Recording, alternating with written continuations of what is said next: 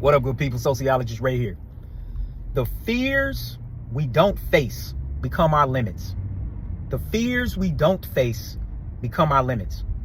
Robin Sharma. You know, it's interesting. What I've realized about life is that in most professions, you're not evaluated by how much you lose. You're only evaluated by how much you win. So what a lot of people do is they become so rigid and inbound and so careful that they can't even innovate to try to win. I do the exact opposite. What I realized quickly about my profession and a lot of others is that nobody cared about the losses. They only cared about the wins.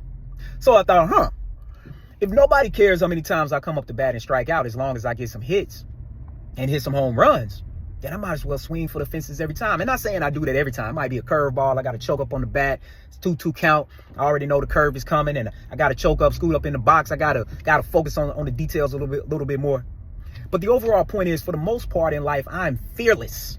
And I'm raising my boys to be the same way, because when you think too much about the failures and the fears, you then put limits on yourself. Do not put limits on yourself. As my grandma always says, shoot for the stars, because fail and fall, and fail you will at least land on top of the building you were once in. Kind of think about life like building blocks going up. And so look, you got to be fearless. You got to take chances. You can't play not to lose. You have to play to win. For sports fans, think about how many times you watched a game, a team get up. I remember that Super Bowl, the Falcons and the Patriots. Oh my gosh, that game was crazy. Halftime, Tom Brady just had his head down, looking like the GOAT he is, like focusing. People like, man, this dude is done. They came out after halftime and had nothing to lose.